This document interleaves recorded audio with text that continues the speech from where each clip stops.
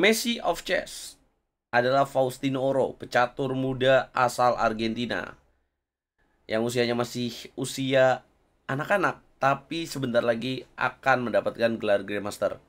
Yap, kalian gak salah dengar. Saat ini dia sedang berburu gelar Norma Grandmaster pertamanya di turnamen bertajuk Legenda versus Prodigy. Buat kalian yang belum tahu, Prodigy itu seperti wonderkid dalam sepak bola. Jadi pemain usia yang masih muda tapi talentanya berkelas dunia. Teman-teman, turnamen ini berlangsung di Spanyol, tepatnya di kota Madrid. Dan kita akan bahas dari game babak keempat. Faustino Oro mainkan langkah yang teman-teman kalau nonton sampai habis bisa belajar taktik brutal dari game ini. Jangan lupa like dulu, share, subscribe, dan nyalakan lonceng notifikasi kalian. Jangan lupa gabung ke RL Chess Academy. Buat kalian yang pengen lebih jago main catur dan langsung gue latih di kelas gue. Langsung aja, Faustino Oro memulai dengan langkah E4 dijawab Sicilia defend. Kemudian putih mainkan langkah C3. Ini adalah Sicilia variasi Alapin. E4 cocok buat pemain yang tipe gaya permainannya suka terbuka, suka perang langsung. C5 juga cocok buat pemain yang pengen jadi buah hitam dengan gaya sama seperti bermain E4, yaitu langsung konfrontasi. C3, variasi yang tidak terlalu populer untuk dimainkan, tapi juga masih menjadi favorit untuk melawan pembukaan Sicilia, pertahanan Sicilia. Hitam mainkan langkah kuda F6, putih E5, hitam kuda D5, putih bishop ke petak C4, hitam kuda B6. Bishop mundur ke petak B3 untuk tetap mengancam petak F7, hitam mainkan langkah D6. Pertukaran pion terjadi, tapi hitam menolak makan balik, dia mainkan langkah E6. Yap, dengan tujuan menghidupkan gajah ke petak D6 dan tidak menjadikan pion di petak D6 terkoneksi lagi dengan pion C5. Kenapa begitu? Ya, biasanya ada beberapa pilihan. Pertama, mungkin untuk tidak memberikan kekuatan pada bishop di petak B3 ini. Putih mainkan langkah kuda F3, bishop makan pion. Putih lanjutkan dengan rokade, hitam kuda C6. Putih menguasai petak center dengan D4. Hitam kemudian melakukan pengamanan raja ke sayap raja, rokade pendek. Putih menukar pion di petak C5. Hitam makan balik dengan bishop. Kenapa ditukar nih pionnya? Supaya nggak jadi isolated pawn. Kemudian putih menolak pertukaran queen, dia mainkan queen E2. Ya, ini cocok banget nih dengan gaya main Faustino Oro. Jadi biasanya kalau pemain yang lebih suka bermain taktik atau pengen terus menyerang ke raja lawan, dia akan menjaga untuk tidak melakukan pertukaran queen. Lagi pula juga kalau melakukan pertukaran queen gak menguntungkan ya teman-teman. Kemudian hitam mainkan langkah kuda D5. Putih benteng D1 pin. Hitam mainkan langkah queen B6 yang seharusnya queen C7 untuk kuda F4. Sebenarnya tujuannya bagus ya untuk ke petak F2. Sudah 12 langkah nih teman-teman. Mari kita coba baca posisi dari permainan ini. Kenapa putih dianggap unggul? Kita lihat kelemahan dari hitam adalah struggle-nya bishop di petak C8 ini.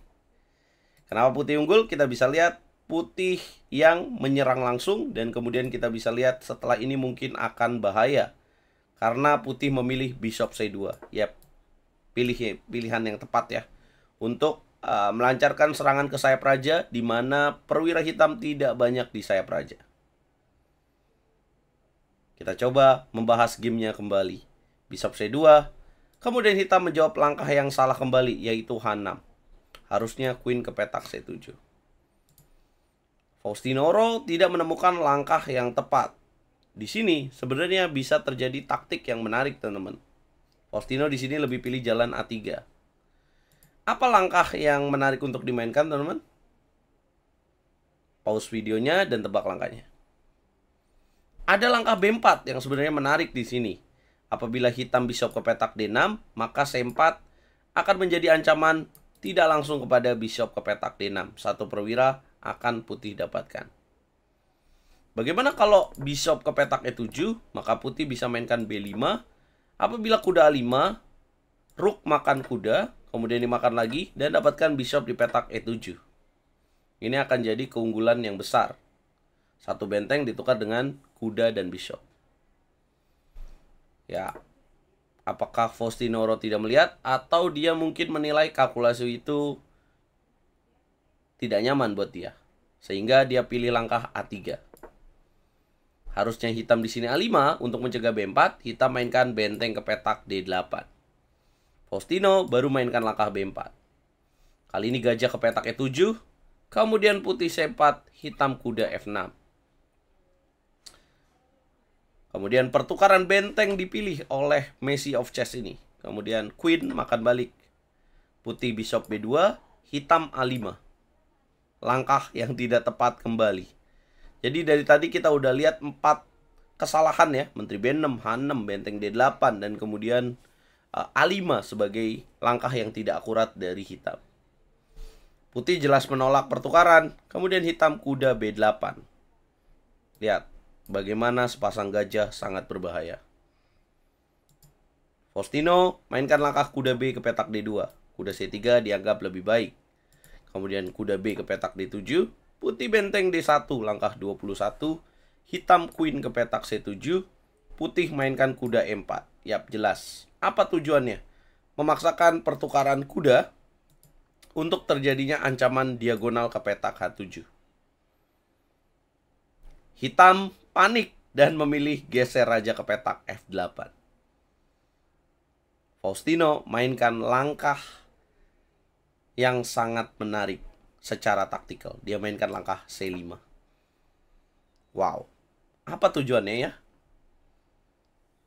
Hitam makan pakai bishop. Putih kuda makan bishop. Hitam makan pakai queen. Dan putih benteng ke petak C1. Kuda E5 lebih menarik. Hitam menghindari discover attack. Queen D6. Putih H3. Hitam kuda D5. Putih queen D3. Nih. Hitam kuda D7 ke petak F6. Putih mainkan kuda E5. Hitam bishop D7. Putih benteng D1. Bukan langkah yang tepat. Harusnya di sini A4 dengan tujuan bishop A3. Benteng D1. Hitam kembali juga tidak tepat. Harusnya A4 supaya tidak terjadi ancaman ini. Dia mainkan gajah ke petak E8. Sehingga Faustino menyadari langkah A4.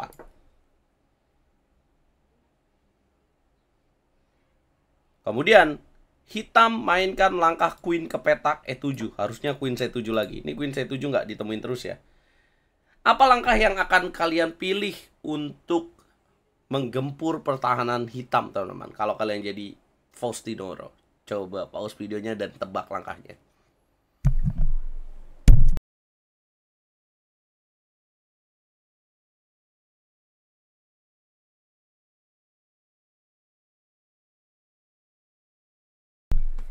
Yap, tepat banget. Kuda ke petak G4. Putih kan pengen ke sini nih. Dengan ide menghilangkan penjagaan kuda F6, kuda G4 langkah 31 dimainkan Faustino. Hitam queen ke petak C7, putih bishop E5. Hitam queen ke petak B6. Apa langkah yang akurat di sini, teman-teman? Yes, queen ke petak A3. Raja geser ke petak G8. Faustino menemukan langkah brilliant move. Apa itu? Sacrifice the knight. Boom. Pion makan kuda. Queen ke petak G3. Raja geser ke petak F8 kembali. Dan dia mainkan langkah bishop D6. Kuda harus menutup. Gajah makan E7. Boom. Hitam menyerah. 37 langkah. Elo rating 2500. Dihantam keras oleh Faustino. Apa yang terjadi kalau misalkan dimakan? Checkmate dalam 2 langkah. Buat teman-teman yang penasaran, kenapa tadi tidak memilih raja ke petak H8 ya? Maka ada jawaban, gajah ke petak E4 untuk remove kudanya dan mengancam kuda di petak F6. Ya, jadi kesalahan banyak dilakukan oleh hitam, termasuk yang paling penting tidak main A4 sehingga tidak mencegah bishop A3. Apabila di sini hitam menolak pertukaran, let's say raja ke petak H8, maka ada queen F8. Jadi yang harus diperbaiki dari hitam apa itu? Kalau kita ke posisi awal, jelas hitam harusnya konsentrasi dengan gajah di petak C8 ini. Queen ke petak C7, dilanjutkan dengan B6, kemudian gajah B7, itu langkah yang harus dilakukan. Walaupun di sini korbankan satu pion, tapi ini lebih baik daripada sepanjang game akhirnya ditekan terus oleh putih. Yes, kadang-kadang kita harus lakukan minor sacrifice untuk menghidupkan jalannya permainan untuk kita, teman-teman. Jadi gara-gara kita nggak mau satu pion, akhirnya ujungnya kalah dengan tersiksa. Akurasi 87,6% dari Faustino, hitam 75,3%. 4 babak 4 poin. Faustino memimpin jalannya pertandingan. Ada siapa aja di turnamen ini? Contohnya ada Pepe Cuenca, kemudian ada juga pemain top lainnya. Termasuk ada prodigi lain seperti Lu Miaoyi dari Cina, yang digadang-gadang sebagai pemain catur wanita terkuat dari Tiongkok di era berikutnya. Apa komentar kalian? Jangan lupa like, share, komen, dan subscribe. Semoga Indonesia juga bisa melahirkan prodigi-prodigi terbaik di percaturan.